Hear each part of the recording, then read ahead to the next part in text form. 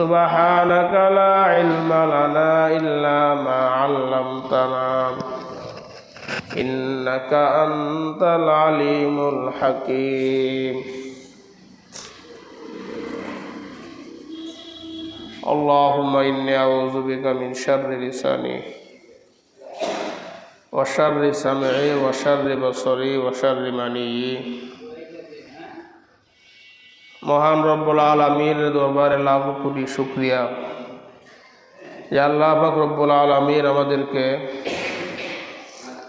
সুস্থ অবস্থায় পবিত্র জুমার নামাজ আদায় করার উদ্দেশ্যে সবার আগে মসজিদের মধ্যে আসার বসার তৌফিক দান করেছেন। সেজন্য আমরা সবাই দিল থেকে শুকরিয়া আদায় করে বলি আলহামদুলিল্লাহ। আমি আপনাদের সম্মুখে সূরা জুমারের ৩ নম্বর আয়াতের অংশ বিশেষ তেলাওয়াত করেছি। এই আয়াতের মধ্যে আল্লাহ তাআলা বলেন, আলা লিল্লাহিদ দীনুল খালিস, শোনো তোমরা একনিষ্ঠ ইবাদত একমাত্র আল্লাহর জন্যে।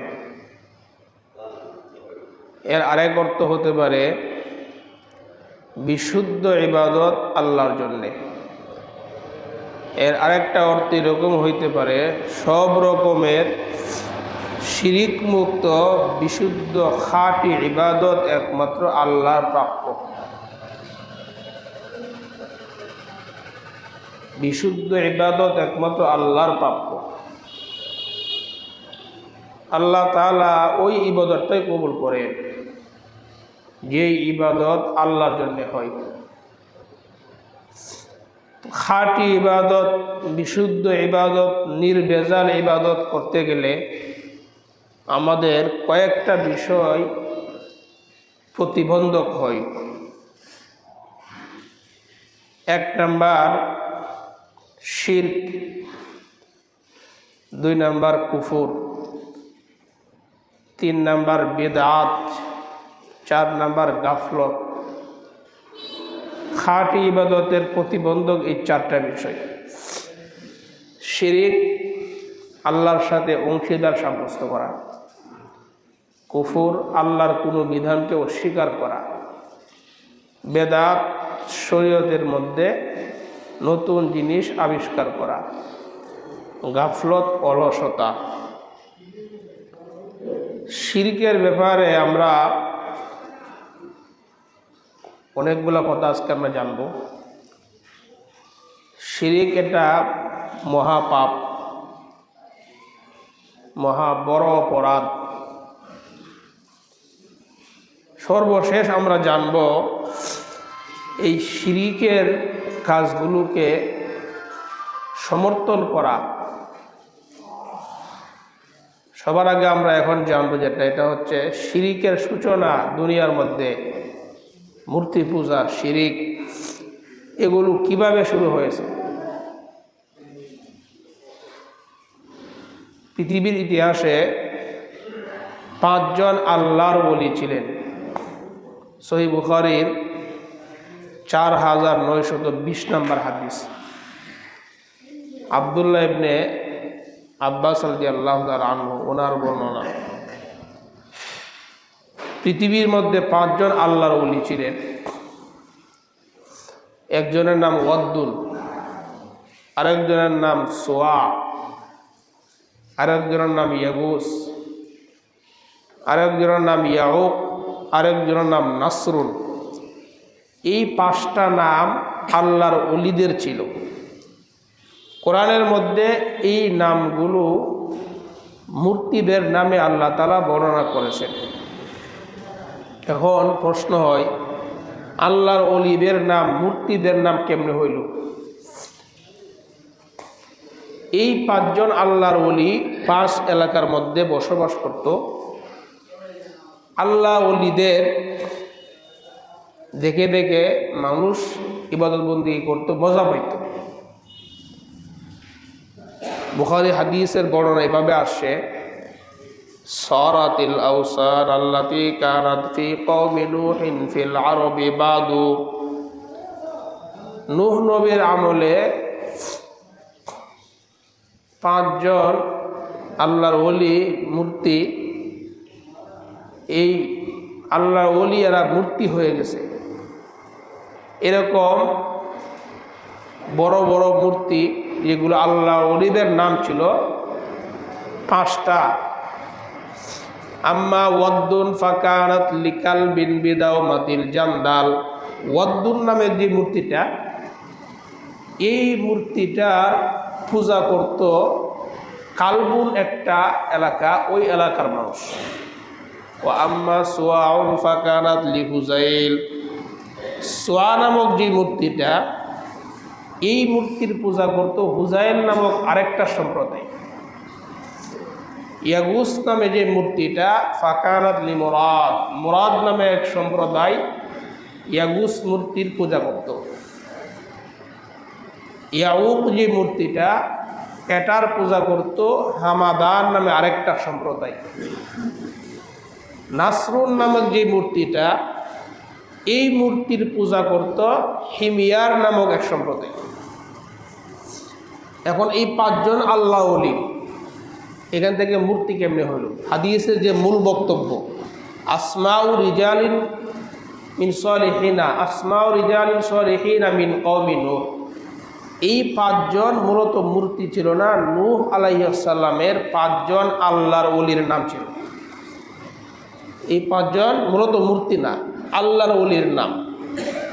তো ওই যে বললাম 5 এলাকার মধ্যে ওয়াদ্দুন, সুয়া, ইয়াগুস, ইয়াউক, নাসরুন তারা বসবাস করে। মানুষগুলো তাদের সাথে সাথে ইবাদত বন্দেগী করে মজা। ফালাম্মা হালাকা উলাইকা, এই আল্লাহর ওলি যারা, তারা যখন মারা গেল, মারা যাওয়ার পরে মানুষগুলা এখন আর ইবাদতে মজা পায় না। ওয়াদ্দুন, সুয়া, ইয়াগুস, ইয়াউক, নাসরুন এই সবাই মারা যাওয়ার পরে এখন আর ইবাদত বন্দেগী মজা লাগে না। শয়তান মানুষের আকৃতিতে আইসে বলতেছে, তোমাদের কি অবস্থা যে আমরা এখন ইবাদতে মজা পাই না? তো কেন? যে এই অবস্থা, আগে তাদের সাথে আমরা ইবাদত বন্দেগী করতাম, তারা এখন নাই, আমরা ইবাদতে মজা পাই না। শয়তান একটা বুদ্ধি দিল। কি বুদ্ধি? তোমরা এক কাজ করো। তো কি কাজ? তোমরা তাদেরকে মহব্বত করতা, এখন তারা চলে গেছে, এখন তাদেরকে দেখতে পাও না। এক কাজ করো, তাদের মূর্তি, তাদের প্রতিমা স্থাপন করো। শয়তান এই কাজটা নিজ দায়িত্বে করে দিল। হাদিসের ভাষ্য, ফালাম্মা হালাকা উলাইকা, এই লোকগুলা যখন মারা গেল, আওহা শাইতানু ইলা কওমিহিম, শয়তান মানুষদের কাছে এসে বলল, আনিন সিবু ইলা মাজালিসিহিমুল্লাতি কানু ইয়াজলিসুনা আলাইহা আনসাবা, এই মানুষগুলা যেই এলাকার মধ্যে বসবাস করত, তাদের বসবাসের স্থানে তাদের মূর্তি স্থাপন করো। ওয়াসাম্মুহা বিআসমাইহিম, এবং তাদেরকে তাদের নামে দিয়ে দাও। এইভাবে আল্লাহ ওলিদের নাম থেকে মূর্তির নাম হয়ে যায়। মূর্তি ফাফালু, তারা এই কাজটাই করলো, মূর্তি বানাইল। মূর্তি বানানোর পরে এখন তারা মজা পা, মূর্তি ছবির সামনে ইবাদত করে, এখন তারা একটু মজা পা।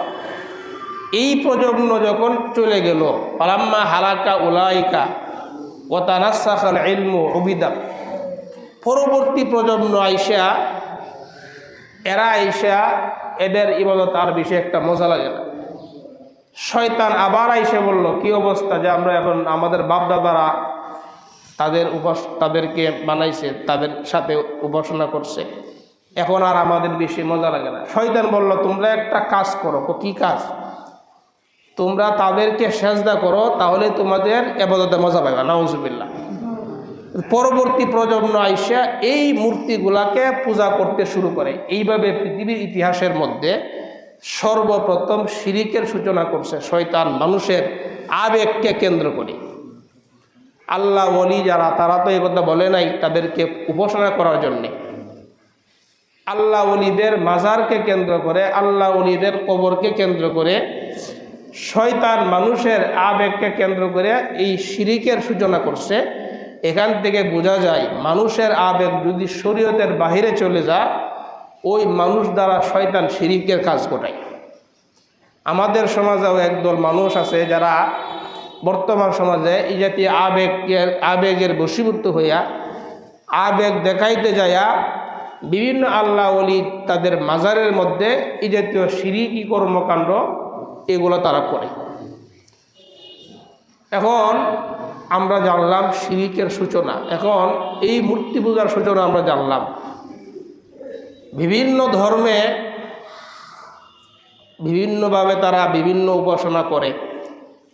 হিন্দু ধর্ম তারা মূর্তি পূজা করে, মুসলমানদের জন্য মূর্তিকে সমর্থন করা এটা জায়েজ নাই, মুসলমান মূর্তির পক্ষে অবস্থান করাও জায়েজ নাই। এই ব্যাপারে আমরা সর্বশেষ কথা বলবো যে বিভিন্ন ধর্ম হিন্দুরা হিন্দুদের উৎসব পালন করবে, খ্রিস্টানরা তাদের উৎসব পালন করবে। এই উৎসবগুলোর মধ্যে যদি মুসলমান সমর্থন দেয় তাহলে সে শিরিকের সমর্থন দিল। কোনো মুসলমান যদি হিন্দুদের পূজাকে সমর্থন দেয় তাহলে সে শিরিকের সমর্থন দিল। এই ব্যাপারে আমি আলোচনার সর্বশেষ জরুরি কথা বলব। এখন আমরা জানব শিরিকের ব্যাপারে, আমরা 9টা কথা জানব। শিরিক এটা কত বড় গুনাহ, কেন এই হিন্দুদের পূজায় যাওয়া যাবে না, কেন শিরিক করা যাবে না। শিরিক এটা মহাজুলুম। সূরা লুকমানের 13 নম্বর আয়াতের মধ্যে আল্লাহ তাআলা বলেন, ওয়াইয ক্বালা লুকমানু লিবনিহি ওয়া হুয়া ইয়াইযুহু ইয়া বুনাইয়া লা তুশরিক বিল্লাহ ইন্নাশ শিরকা লাযুলমুন আযীম। লুকমান হাকিম তার সন্তানকে নসিহত করতে যায় বলেন, ইয়া বুনাইয়া লা তুশরিক বিল্লাহ, হে আমার পুত্র আল্লাহর সাথে শিরিক করবা না। ইন্নাশ শিরকা লাযুলমুন আযীম, নিশ্চয়ই শিরিক একটা বড় জুলুম। তাহলে শিরিক বড় পাপ।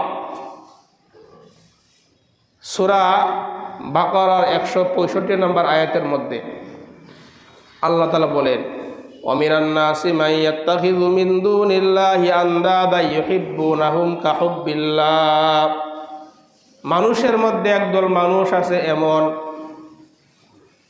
ওয়ামিনান নাসি মান ইয়াত্তাখিযু মিন দুনিল্লাহ, যারা আল্লাহর সাথে সমকক্ষ নির্ধারণ করে।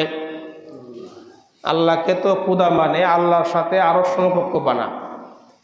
ইউহিব্বুনাহুম কাহুব্বিল্লাহ, আল্লাহকে যেমন মহব্বত করে তাদের সমকক্ষদেরকে এরকম মহব্বত করে। নাউজুবিল্লাহ। আল্লাহ বলেন ইমানদার যারা, ওয়াল্লাযীনা আমানু আশাদ্দু হুব্বাল লিল্লাহ, যারা ইমানদার দাবি করবে তারা সবচাইতে বেশি আল্লাহকেই ভালোবাসবে। সূরা শুআরার 97-98 নম্বর আয়াত, তাল্লাহি ইন কুন্না লাফি দালালিম মুবিন। কাফেররা জাহান্নামে যাওয়ার পরে বলবে, তাল্লাহি আল্লাহর কসম, ইন কুন্না লাফি দালালিম মুবিন, নিঃসন্দেহে আমরা পথভ্রষ্টতার মধ্যে ছিলাম। ইয নুসাউইকুম বিরাব্বিল আলামিন, যখন আমরা বিশ্ব প্রতিপালকের সাথে সমকক্ষ নির্ধারণ করছিলাম তখন আমরা পথভ্রষ্টতার মধ্যে ছিলাম। তাহলে শিরিক, 1 নম্বর কথা হলো শিরিকের ব্যাপারে, শিরিক এটা বড় জুলুম। 2 নম্বর কথা, যে ব্যক্তি শিরিক করবে, শিরিকের সমর্থন করবে, তার উপর আল্লাহর জান্নাত হারাম। নাউজুবিল্লাহ। যে শিরিক করবে, শিরিকের সমর্থন করবে, তার উপর আল্লাহর জান্নাত হারাম।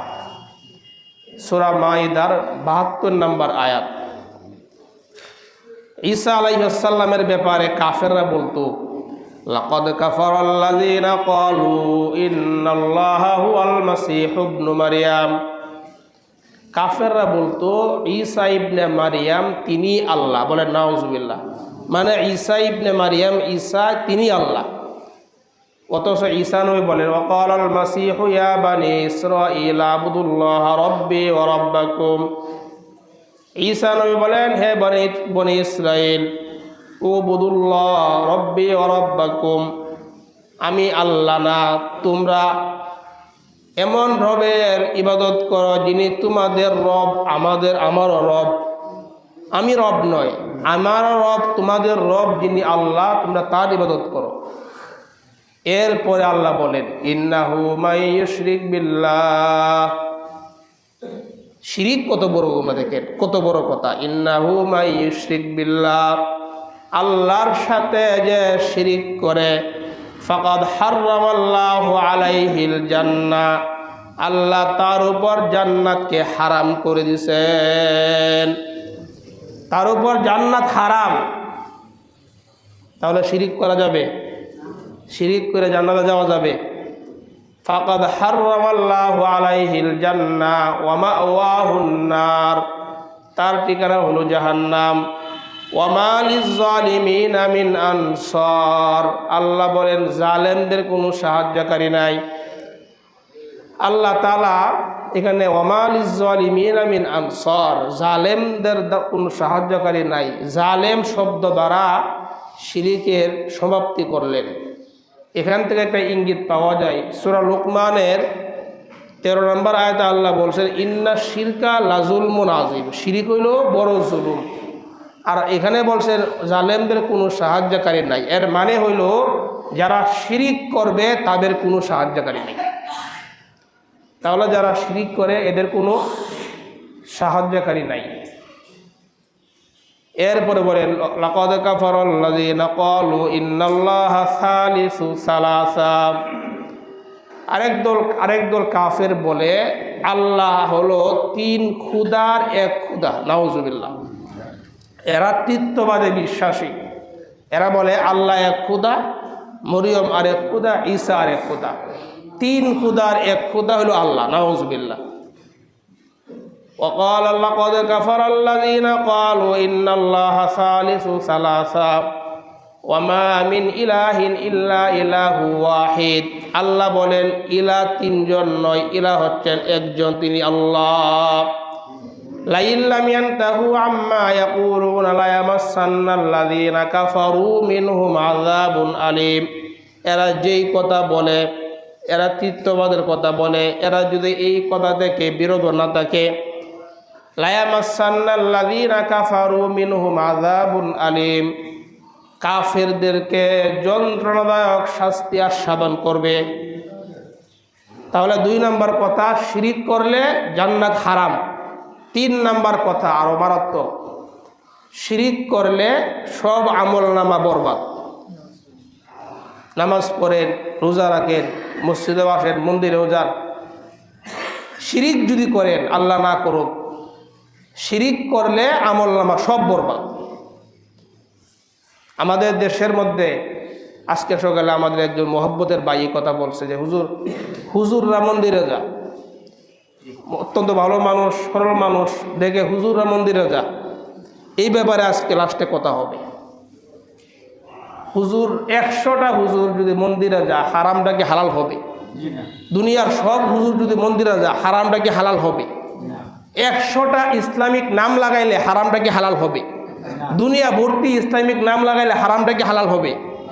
এই ব্যাপারে কথা আমি লাস্টে ইনশাল্লাহ বলবো। তাহলে আমলনামা বরবাদ, আমলনামা বরবাদ।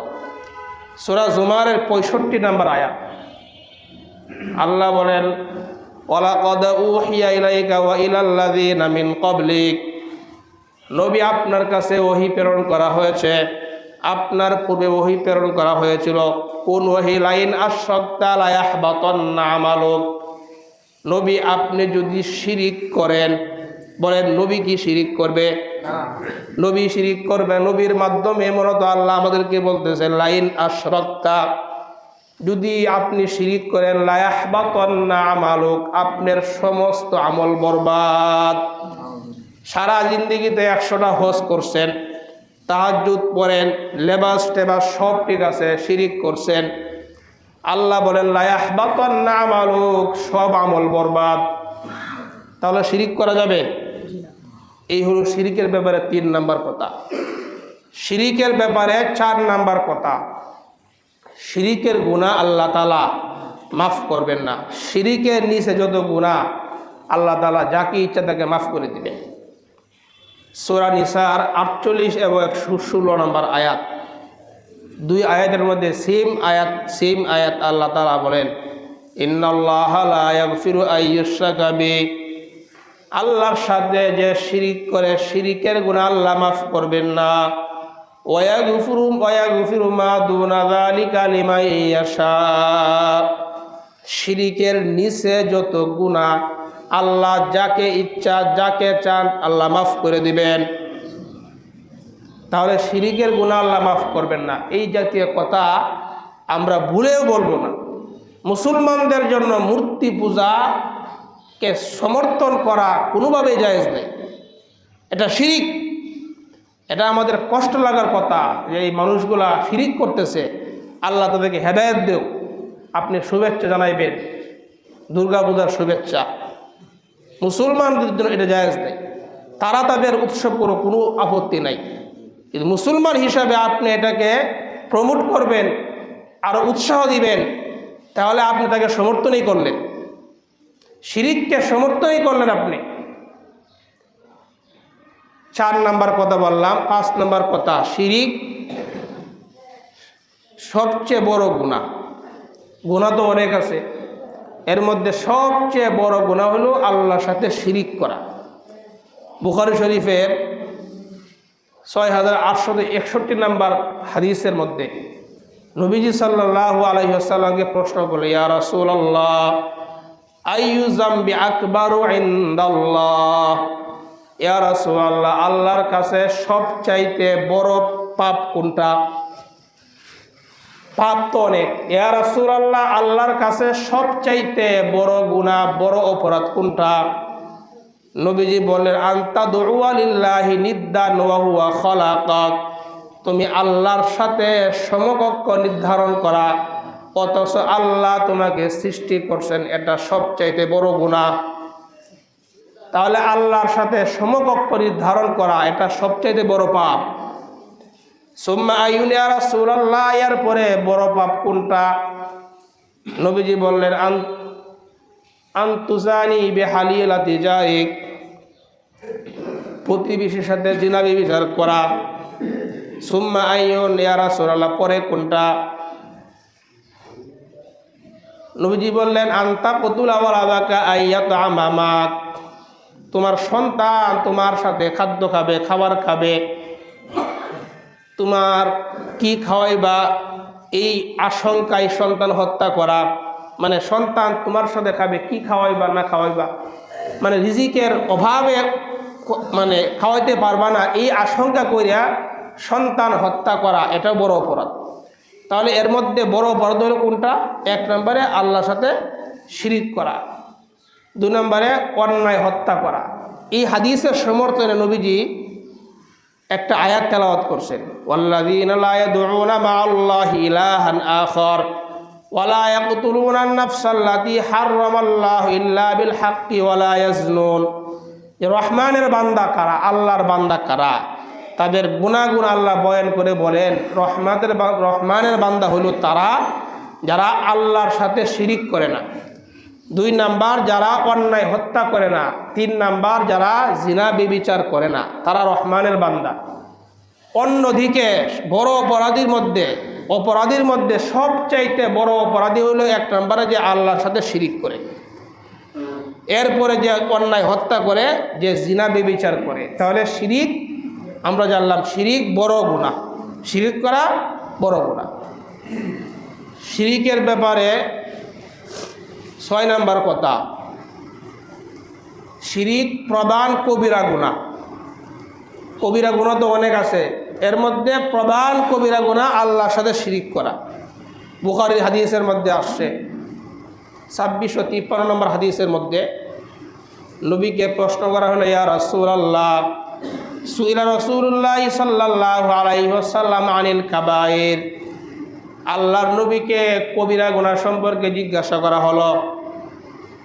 নবীজি বললেন, আল কাবাইরু আল ইশরাকু বিল্লাহ, কবিরা গুনার মধ্যে প্রধান কবিরা গুনাহ হলো আল্লাহর সাথে শিরিক করা। 2 নাম্বার ওয়াকুকুল ওয়ালিদাইন, পিতামাতার নাফরমানি করা। 3 নাম্বার ওয়াকাতলুন নাফসি, অন্যায় হত্যা করা। 4 নাম্বার ওয়াল ইয়ামিনুল গামুস, মিথ্যা কসম খাওয়া। 5 নাম্বার ওয়াশাহাদাতুজ জুর, মিথ্যা সাক্ষ্য দেওয়া। এই 5টা কবিরা গুনার মধ্যে প্রধান কবিরা গুনাহ আল্লাহর সাথে শিরিক করা।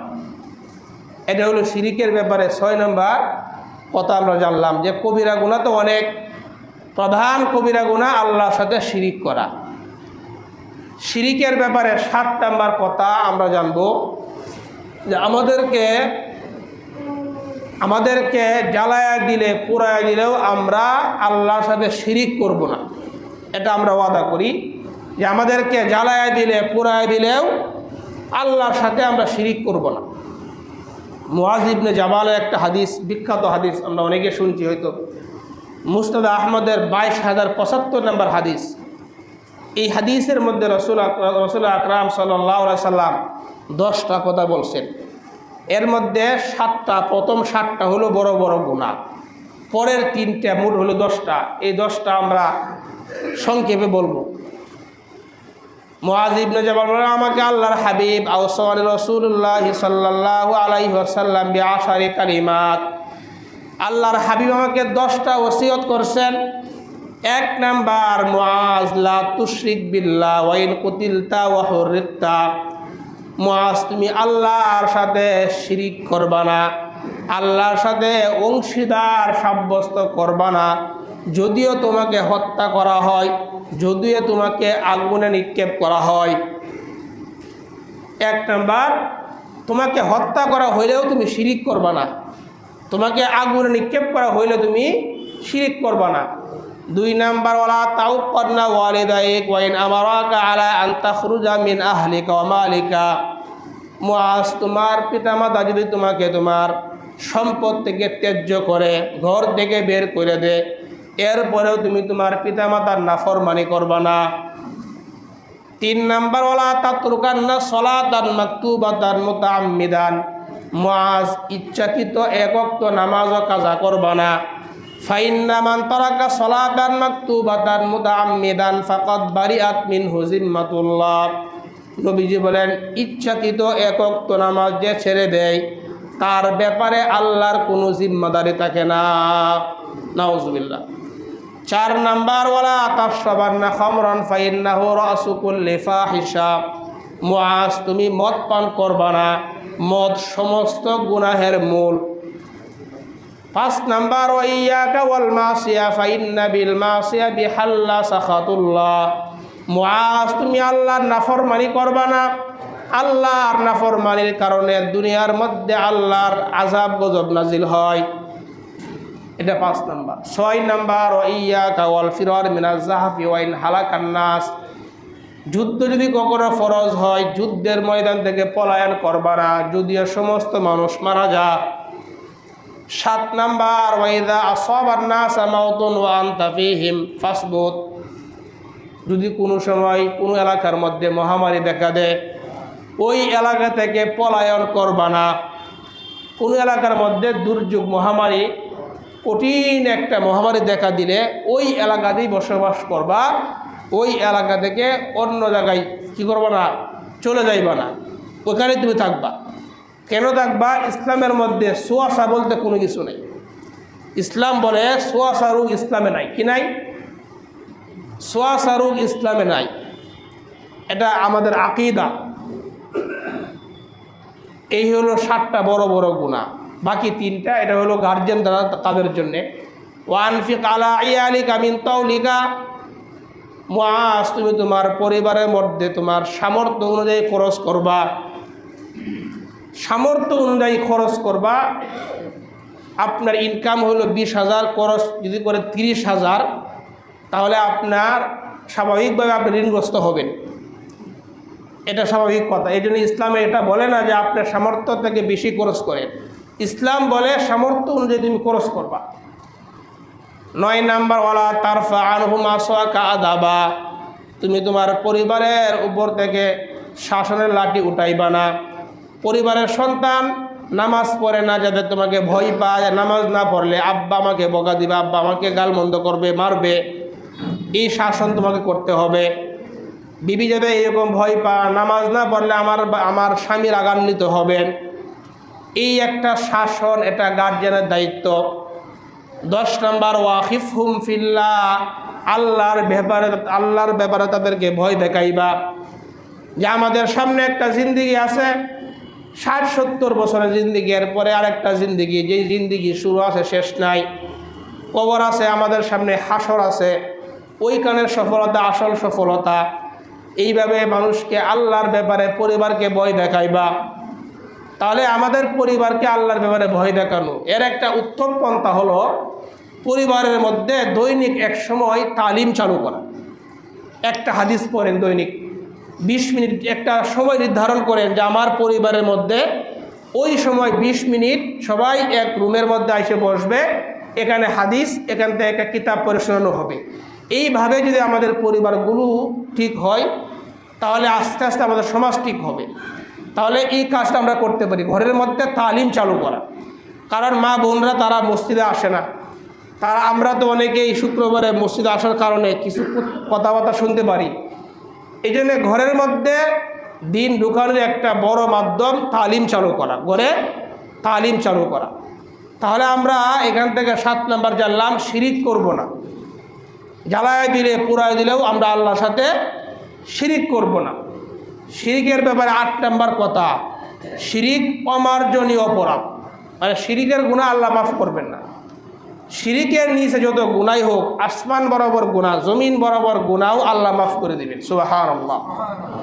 তিরমিজি শরীফের 3540 নম্বর হাদিস, ক্বালা রাসূলুল্লাহ সাল্লাল্লাহু আলাইহি ওয়াসাল্লাম, ক্বালা আল্লাহু আযজা ওয়া জাল। এটা হলো হাদিসে কুদসি, মানে আল্লাহর পক্ষ থেকে। হাদিসের মধ্যে যখন নবী আল্লাহর পক্ষ থেকে কোনো কথা বলে, এটাকে হাদিসে কুদসি বলা হয়। আল্লাহ তাআলা ডাক দিয়ে বলতেছেন, ইবনা আদম, হে আদম সন্তান, ইন্নাকা মা দাউতানি ওয়া রাজাউতানি গফারতু লাকা আলা মা কানা ফিকা ওয়ালা উবালি। হে আদম সন্তান, তুমি আমাকে যে আশা এবং আকাঙ্ক্ষা নিয়ে আমাকে ডাকো, আমি তোমার আশা আকাঙ্ক্ষা মিলাই, আমি তোমার আশা আকাঙ্ক্ষা অনুযায়ী আমি তোমাকে মাফ করে দেই। এই মাফ করতে যাই আমি কারো পরোয়া করি না। তাহলে আমরা আল্লাহকে যে আশা নিয়ে ডাকি, আল্লাহ তাআলা সেই রকম মুআমালা আমাদের সাথে করেন। পরে আবার আল্লাহ বলতেছেন, ইবনা আদম লাউ বালাগাত যুনুবুকা আনানাস সামা সুম্মা আস্তাগফারতানি গফারতু লাকা ওয়ালা উবালি। হে আদম সন্তান, তোমার গুনাহ যদি আকাশ পরিমাণ হয়, এত পরিমাণ গুনাহ যদি তুমি করো, আসমানের চূড়ায় তোমার গুনাহ পৌঁছে যা, এত পরিমাণ গুনাহ করে যদি আমি আল্লাহর কাছে মাফ চাও, গফারতু লাকা ওয়ালা উবালি, আসমান পরিমাণ গুনাহ মাফ করতে আমি আল্লাহ কারো পরোয়া করি না। এরপর আল্লাহ বলেন, ইবনা আদম ইন্নাকা লাউ আতাইতানি বিকুরাবিল আরদি খাতায়া সুম্মা লাকিতানি লা তুশরিক বি শাইআ লা আতাইতুকা বিকুরাবিহা মাগফিরা। হে আদম সন্তান, তোমার গুনাহ যদি জমিনের বালু পরিমাণ হয়, এরপর তুমি যদি আমার সাথে এমন অবস্থায় সাক্ষাৎ করো তুমি আমার সাথে শিরিক করো নাই, তাহলে তুমি যদি শিরিক না করো, তোমার গুনাহ জমিনের বালু পরিমাণ, আমি জমিনের বালু পরিমাণ ক্ষমা নিয়ে তোমার কাছে উপস্থিত হয়ে যাই। তাহলে আসমান পরিমাণ গুনাহ, জমিন পরিমাণ গুনাহ আল্লাহ মাফ করবেন। শর্ত কি? শিরিক করা যাবে না। তাহলে শিরিক করা যাবে 7 নম্বর কথা। 8 নম্বর কথা শিরিকের ব্যাপারে, প্রতি সোমবার, প্রতি বৃহস্পতিবার আল্লাহ তাআলার কাছে আমাদের আমল নামা পেশ করা হয়। আমাদের আমলগুলো আল্লাহর কাছে পেশ করা হয়। আল্লাহ তাআলা সমস্ত মানুষকে মাফ করেন, 2 ব্যক্তিকে আল্লাহ মাফ করেন না। এর মধ্যে 1 নাম্বার যে শিরিক করে, 2 নাম্বার মুসলমান ঝগড়াঝাটি হওয়া, এটা স্বাভাবিক ব্যাপার। কিন্তু 2 মুসলমান ঝগড়া হওয়ার পরে যদি পরস্পরে মীমাংসা না করে, তাহলে এই 2 মুসলমানকেও সোমবার বৃহস্পতিবারেও মাফ করা হয় না। ক্বালা রাসূলুল্লাহ সাল্লাল্লাহু আলাইহি ওয়াসাল্লাম, নবীজি বলেন, তুরাদুল আমালু ফি ইয়াউমিল ইসনাইনি ওয়াল খামিস।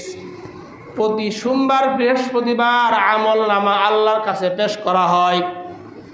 ফায়াগফিরুল্লাহু লিকুল্লি ইমরিইন লা ইশরিকু বিল্লাহি শাইআ। যে ব্যক্তি আল্লাহর সাথে শিরিক করে না এমন ব্যক্তি ছাড়া সমস্ত মানুষকে আল্লাহ মাফ করে।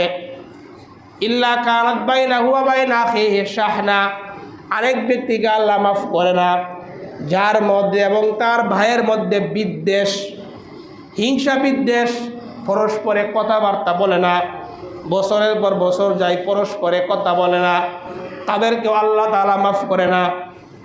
তাদেরকে বলা হবে ফায়ুকাল ইরকু হাযাইনা হাত্তা ইয়াসতালিহা, ইরকু হাযাইনা হাত্তা ইয়াসতালিহা। এই দুই ব্যক্তিকে বলা হবে তাদেরকে সুযোগ দাও যাদের দ্বারা পরস্পরে মীমাংসা করে নেয়। যদি তারা পরস্পরে মীমাংসা করে আপোষ করে তাদেরকেও আল্লাহ তাআলা মাফ করে দেন। তাহলে সোমবার বৃহস্পতিবার সমস্ত গুনাহগারকে আল্লাহ মাফ করেন, তবে যে শিরিক করে তাকে আল্লাহ মাফ করেন না। শিরিকের ব্যাপারে সর্বশেষ কথা ইবনে মাজাহ 3029 নম্বর হাদিস। ক্বালা রাসূলুল্লাহি সাল্লাল্লাহু আলাইহি ওয়াসাল্লাম, নবীজি বলেন, ইয়াকুম ওয়াল গুলুওয়া ফিদ্দীন ফাইন্নামা আহলাকা মান কানা ক্বাবলাকুম আল গুলুউ ফিদ্দীন। তোমরা ধর্মের ব্যাপারে বাড়াবাড়ি করা থেকে বিরত থাকবা, ধর্মের ব্যাপারে শিরিক নিয়ে বাড়াবাড়ি করা থেকে তোমরা বেঁচে থাকবা। কেননা ফাইন্নামা আহলাকা মান কানা ক্বাবলাকুম আল গুলুউ ফিদ্দীন, নবীজি বলেন তোমাদের পূর্ববর্তী উম্মতরা ধর্মের ব্যাপারে শিরিক করার কারণে, বাড়াবাড়ি করার কারণে অতীতের উম্মতকে আল্লাহ তাআলা ধ্বংস করে দিয়েছে। এই জন্য আরেক হাদিসের মধ্যে নবীজি বলেন আলা হালাকাল মুতানাত্তিউন, আলা হালাকাল মুতানাত্তিউন, ধর্মের ব্যাপারে যারা বাড়াবাড়ি করে তারা ধ্বংস হোক, যারা ধর্ম নিয়ে বাড়াবাড়ি করে তারা ধ্বংস হোক। এই জন্য বলছিলাম, শুরুতে বলছিলাম খাঁটি ইবাদত করব আমরা। প্রতিবন্ধক কয়টা বিষয়? 4টা বিষয়। 1 নম্বরে শিরিক, 1 নম্বর কি? শিরিক। 2 নম্বর কুফুর, কুফুর আল্লাহর কোনো বিধানকে অস্বীকার করা। কোরআনে কারিমের যতগুলো আয়াত আছে সবগুলো আয়াত আপনি বিশ্বাস করেন, একটা আয়াত আপনি অবিশ্বাস করলেন, ঈমান থাকবে? কোরআনের যতগুলো আয়াত আছে সব বিশ্বাস করেন, সব মানেন। কোরআনের মধ্যে আসে আহাল্লাল্লাহুল বাইআ ওয়া হাররামার রিবা, আল্লাহ তাআলা ব্যবসাকে হালাল করছেন, সুদকে হারাম করছেন। আপনি যদি এই আয়াতকে না মানেন ঈমান থাকবে? কোরআনে কারিমের সূরা আহজাবের একটা আয়াত আছে, যে আয়াতের মধ্যে আল্লাহ তাআলা বলেন মা কানা মুহাম্মাদুন আবা আহাদিম মির রিজালিকুম ওয়ালাকির রাসূলুল্লাহি ওয়া খাতামান নাবিয়্যিন।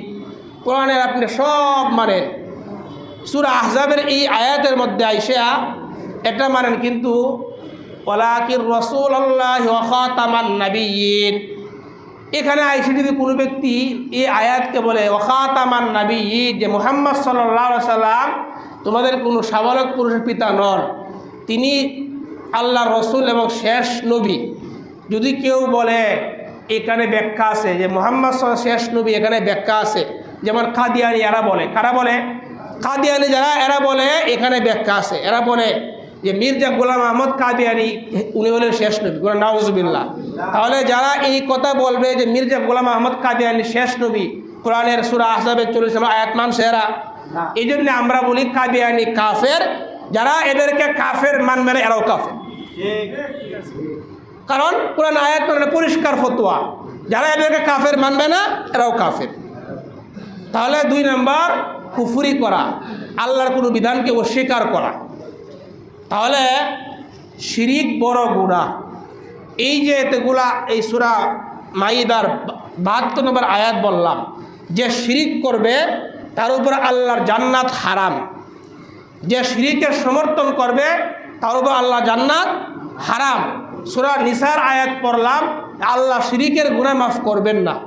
এখন আসেন আমাদের আলোচ্য যে বিষয়টা আমরা বলি, শিরিককে সমর্থন করা যাবে না, শিরিককে সমর্থন করা যাবে না। মূর্তি পূজার কথা আমি যে বুখারী হাদিস দিয়ে বললাম, মূর্তি পূজা ইসলামে হারাম। মূর্তি পূজা শুরু হয়েছে ইসলামের মধ্যে ভালো মানুষগুলোর কেন্দ্র করে, মানুষের আবেগকে কেন্দ্র করে মূর্তি পূজা শুরু হয়েছে। এই জন্যে আবেগ দেখাইতে যায় মাজারের মধ্যে শিরিক করা যাবে না। এখন একটা কথা বলি, বিভিন্ন ধর্মাবলম্বী যারা আছে তারা তাদের ধর্ম পালন করবে, এটা আমাদের কোনো আফসোস নেই, আপত্তি নেই। হিন্দুরা তাদের ধর্ম পালন করবে, আমাদের কোনো সমস্যা নাই। খ্রিস্টানরা তাদের ধর্ম পালন করবে, কোনো আফসোস নাই। কিন্তু কোনো মুসলমান যদি হিন্দুদের পূজায় যায়, এখানে তার ইমানের খাতরা আছে। কোনো মুসলমান যদি হিন্দুদের পূজাকে স্বাগত জানায়, এখানে প্রশ্ন আছে। আমাদের কোনো ধর্মীয় উৎসবে কোনো হিন্দু আসে? আমাদের ঈদের ঈদগাহের ময়দানে কোনো হিন্দু আসে? রমজান মাসে হিন্দু আমাদের আসে? শুক্রবার আমাদের মসজিদে কোনো হিন্দু আসে? হিন্দুরা আমাদের কোনো উৎসবে ধর্মীয় কোনো কাজের মধ্যে আসে না। মুসলমানের সন্তান কোন শরমে কোন লজ্জায় পূজার মধ্যে যায়? এটা হলো আমাদের প্রশ্ন। এখানে কয়েকটা বিষয় জানার বিষয়। ধর্মীয় উৎসব আমি মুসলমান দাবি করলে, আমি যদি তাদের ধর্মীয় উৎসবকে আমি স্বাগত জানাই, এর মানে হইল আমি শিরিককে আমি সমর্থন করলাম। আর যে শিরিককে সমর্থন করে তার উপর আল্লাহ জান্নাত হারাম, নাউজুবিল্লাহ। সুতরাং কোনো অবস্থাতেই কোনো আলেম, আমি আজকে সকাল থেকে নিয়ে এই পর্যন্ত অনেক আলোচনা দেখলাম, কিতাব পড়লাম, অনেক আলেমের মতামত দেখলাম, কেউ একথা বলে নাই যে ধর্মীয় উৎসব হিন্দুদের পূজার মতো যাইলে তার ইমান থাকবে, এই কথা কেউ বলে নাই। তাদেরকে স্বাগত জানানোর কোনো সুযোগ নাই। আপনি মসজিদেও আসবেন, আবার আপনি মন্দিরেও যাবেন, আপনি কেমন মুসলমান হইলেন? তাদের ধর্ম তো তারা পালন করুক, আমার এখানে যাওয়ার কী দরকার আছে? বাকি তারা যখন পূজা করবে, আমরা তাদেরকে আমরা সমর্থন দিব, তাদেরকে আমরা আক্রমণ করব না। এটা ইসলাম তাদেরকে অধিকার দিছে, রাষ্ট্র তাদের নিরাপত্তা দিবে। এর মানে এই নয় আপনি স্বাগত জানাইবেন। কেন? এক তো সুস্পষ্ট তারা হারাম করতেছে। এইখানে আমাদের আফসোস লাগার কথা, তারা হারাম করতে লোকগুলা জাহান্নামে যাবে। আর আমি যদি তাদেরকে স্বাগত জানাই, সমর্থন জানাই, তাহলে তারা আরও কী করবে? আরও আগ্রহ সাথে এই কাজটা করবে। এখন আসেন আমরা আরেকটা উদাহরণ দিই। অনেক মুসলমান বলে, অনেক ভাই বলে, যেমন আজকে এক ভাই আমাকে বলছে, হুজুর অনেক হুজুররা গেছে, অনেক হুজুররাও এখানে যাইতেছে, যায় কী করতেছে? তাদের অনুষ্ঠানকে স্বাগত জানাইতেছে। বলেন হুজুর কি কোনো দলিল? কোনো হুজুর দলিল? কোনো ইসলামিক নাম দলিল? 100টা ইসলামিক নাম লাগায় কেউ যদি মদ পান করে, মদ পান হালাল হয়ে যাবে? 100টা হুজুর টুপিদারি লাগায় যদি জিনা করে হালাল হয়ে যাবে? লক্ষ লক্ষ কোটি কোটি আলেম যদি জিনা করে হালাল হয়ে যাবে? সুতরাং কোনো হুজুর দলিল না, কোনো দল দলিল না। 100টা আগে পিছিয়ে 100টা ইসলামিক নাম, দুর্গা পূজায় গেছে, এটা হালাল হয়ে গেছে। আচ্ছা বলেন, আমরা এখানে আরেকটা বিষয় বলি। আমরা দোকানে গেলে আমরা যখন কী করি? কাপড় চোপড় কিনি না আমরা? অনেক সময় একটা কাপড় কিনি, এই কাপড়টা হয়তো আমি 1-2 বছর পরবো। যারা এখানে ব্যবসায়ী ভাই আছেন, দেখবেন কাপড়ের মধ্যে একটু সুতাটা বের হয়ে রয়েছে, কাস্টমার এটা নিবে। কাপড় কিন্তু সেম কাপড়, সুতাটা একটু বের হয়ে রয়েছে, একটু ছিদ্র, এই কাপড়টা কেউ নিতে চায়? কেন নেয় না? যে এটা ত্রুটিযুক্ত, এটার মধ্যে কী আছে? সেরা ত্রুটি। অথচ এই কাপড়টা আমি পরবো কয়দিন? 1-2 বছর পরে বড় কাপড় পুরানো হয়ে যাবে। দোকানে আপনি আপেল কিনতে গেছেন, একই আপেল, একটা আপেল একটু পোকা খাইছে, একটু ছিদ্র, আপেল আপনি কিনবেন? তাহলে দুনিয়ার ব্যাপারে আমরা যদি এত সতর্ক হই, কাপড় কিনতে গেলে যদি ছেঁড়া কাপড়টা না কিনি, আপেল কিনতে গেলে যদি একটু সামান্য একটু সমস্যা, এই আপেলটা না কিনি, আমার ইমানের ব্যাপারে আমি এমন হুজুরকে কেন মানবো যে মন্দিরে যায়, যে শিরিক করে? যে ব্যক্তি যার ইমান ঠিক নাই, যে কোরআন সুন্নাহ বিরোধী কাজ করে, তাকে আমি কেন মানবো? পরিষ্কার বক্তব্য এখানে। সবাই আপেল, আপনি মনে করেন আপনি দুনিয়াবি কাজ করবেন, দুনিয়াবি সব কিনতেছেন, খুব যাচাই বাছাই করেন। ধর্মীয় ব্যাপারে এমন হুজুরকে মানবেন যে শিরিকও করে, মসজিদেও আসে, আপনি কেন মানবেন? এটা আপনার কমজোরি। উলামায়ে কেরামের মধ্যে এমন অনেক আছে যারা এরকম শিরিকের মধ্যে নাই, যারা পূজাও যাবে না, যারা পূজাকে সমর্থন করবে না, তাদেরকে আপনি মানবেন। পরিষ্কার কথা, নবীজি আমাদের কাছে রাখছেন কোরআন এবং সুন্নাহ। কি রেখে গেছেন? কোরআন সুন্নাহ। কোনো ব্যক্তি, কোনো দল আমাদের মানদণ্ড না। পরিষ্কার কথা। হাজার হাজার আলেম পথভ্রষ্ট হইতে পারে, হাজার হাজার দল গুমরা হইতে পারে, কিন্তু আল্লাহ তাআলা কোরআন এবং হাদিস আমাদেরকে দিয়েছেন কোরআন হাদিস আমরা যদি আঁকড়ে ধরি আমরা পথভ্রষ্ট হইব না। সুতরাং আমাদের এই বিষয়টা আমরা মানে বুঝাইতে পারি না। অনেক ভাই প্রশ্ন করে হুজুর রাজা, হুজুর রাজা। আরে ভাই, হুজুর তো দলিল না, দলিল তো হলো কোরআন এবং হাদিস। আপনি কোনটা মানবেন? কোরআন হাদিস মানবেন। তাহলে 2 নাম্বার বললাম, যারা কুফুরি করবে তারা খাঁটি ইবাদত করতে পারবে না। 3 নাম্বার কথা, আমাদের খাঁটি ইবাদতের 3 নাম্বার প্রতিবন্ধক হইল বেদাত করা। ইসলামের মধ্যে যা নাই তা যদি কেউ আবিষ্কার করে এটাকে হল বেদাত। এটা কি? এটা বেদাত, এটা আমরা করব না। সর্বশেষ কথা, গাফলত, অলসতা। অলসতা কি? যে ভাই নামাজে কেন আসেন না? হুজুর আহারে অলসতা। হুজুর আপনাকে তো ভাই দেখি না মসজিদে, হুজুর অলসতা। এই গাফলত আমাদেরকে আখেরাত ভুলাইয়া দেয়। এই কারণে আমরা ক্ষতিগ্রস্তের মধ্যে আছি।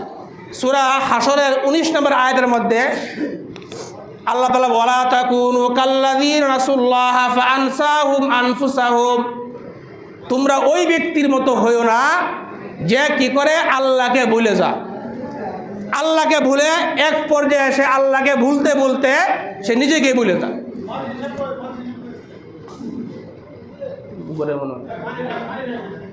তাহলে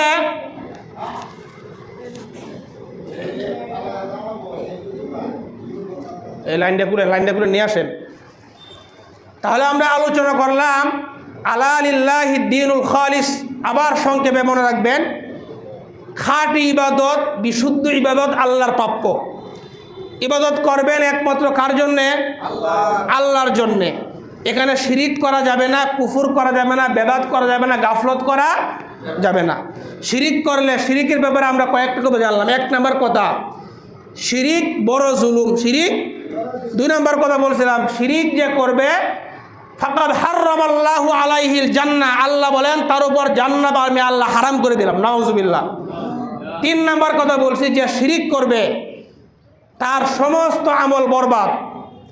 সুতরাং এখন আপনি বলেন, যে শিরিক করবে তার আমল যদি বরবাদ হয়, যদি কোনো নামাজি শিরিক করে, শিরিককে সমর্থন করে, তার আমল থাকবে না, নষ্ট হয়ে যাবে। এই জন্য খুব সাবধান, শিরিক আমরা করব না, শিরিকের সমর্থন করব না। 4 নম্বর বলছি, শিরিকের গুনাহ আল্লাহ তাআলা মাফ করবেন না। শিরিকের নিচে যত গুনাহ আল্লাহ মাফ করে দিবেন। 5 নম্বর বলছি, শিরিক হইল সবচেয়ে বড় অপরাধ। অপরাধ তো দুনিয়াতে অনেক আছে। 6 নম্বর বলছি, শিরিক হইল সবচেয়ে বড় কবিরা গুনাহ। 7 নম্বর বলছি, শিরিক অমার্জনীয় অপরাধ, মানে এই গুনাহ আল্লাহ মাফ করবেন না। 8 নম্বরে বলছি, শিরিকের গুনাহ প্রতি সোমবার, বৃহস্পতিবার আল্লাহ সকলকে মাফ করবেন, কিন্তু শিরিকের গুনাহ মাফ করবেন। 9 নম্বর বললাম, শিরিক কেন্দ্রিক বাড়াবাড়ি যারা করে, এই বাড়াবাড়ি করার কারণে অতীতের উম্মত ধ্বংস হয়ে গেছে। নবীজি বলছে, ইয়াকুম ওয়াল গুলুওয়া ফিদ্দিন, তোমরা কিন্তু এরকম বাড়াবাড়ি করবা না, এরকম বাড়াবাড়ি করবা না। সুতরাং কবর কেন্দ্রিক, মাজার কেন্দ্রিক এবং মূর্তি পূজা কেন্দ্রিক বাড়াবাড়ি করা, এই জাতীয় কাজকর্ম আমরা করব না। আল্লাহ পাক রব্বুল আলামিন আমাদের সকলকেই যেই আলোচনা করলাম শুনে আমল করার তৌফিক দান করেন। আমিন। ওয়া আখিরি দাওয়ানা আলহামদুলিল্লাহি রাব্বিল আলামিন।